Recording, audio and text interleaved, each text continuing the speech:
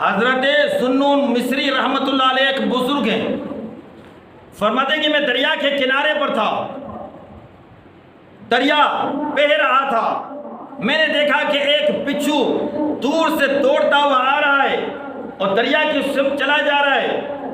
مجھے معلوم تھا کہ بچھو تیرنا نہیں جانتا، میں نے ایک لکڑی اٹھائی اور یہ کوشش کی کہ اگر یہ بچھو دریا میں گرنے کی کوشش کرے گا تو میں اس کو ہٹا دوں گا تاکہ اس کی زندگی بچ جائے۔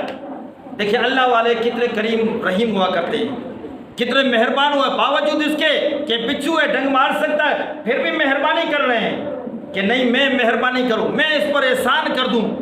تو جب دیکھا کہ بچھو تیزی کے ساتھ دریا کے کنارے پر آئے، ادھر سے دریا کے کنارے سے ایک کچھوا آیا، اس کچھوے کی پیٹھ پر یہ بچھو بیٹھ گیا اور کچھوا پانی کی طرف چلنے لگا۔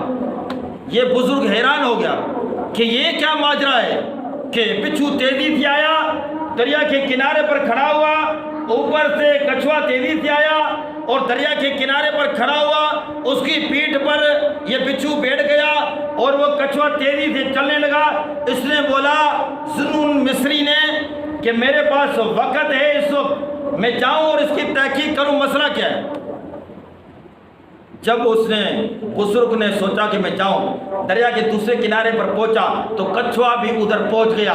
ایک دم بچھو وہاں سے اترا، جب بچھو وہاں سے اترا تیزی سے بچھو آگے چلنے لگا، جب آگے چلنے لگا یہ بھی بچھو کے پیچھے پیچھے، میں دیکھوں تو صحیح یہ کہاں جا رہا ہے۔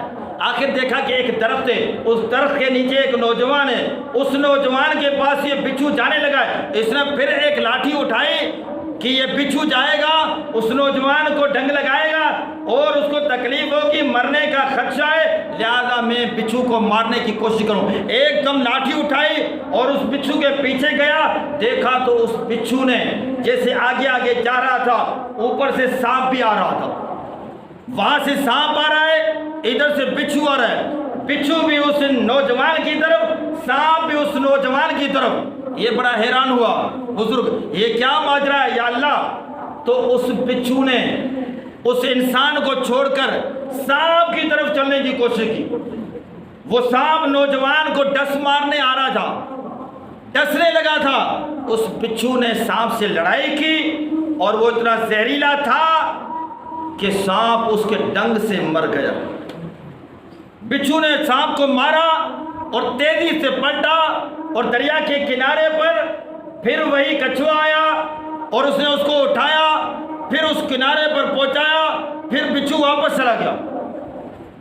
یہ بزرگ بڑا حیران ہوا، یا اللہ یہ کیا ماجرا ہے، میری سمجھ سے یہ بات بالا ترے۔ بزرگ نے کہا کہ یہ بڑا اللہ کا ولی ہوگا، بلا اولیاء کرام میں سے ہوگا، میں جاتا ہوں اور اپنے لیے اس سے دعا کرواتا ہوں۔ جب وہ بزرگ اس کے پاس گیا، وہ شخص ابھی سویا ہوا ہے درخت کے نیچے، وہ بزرگ اللہ والا اس کے پاس گیا، اس نوجوان کو جب اٹھانے لگا تو اس کے منہ سے شراب کی بو آ رہی تھی، اس کے منہ سے شراب کی بو آ رہی، حیران ہو گیا یہ تو شرابی ہے۔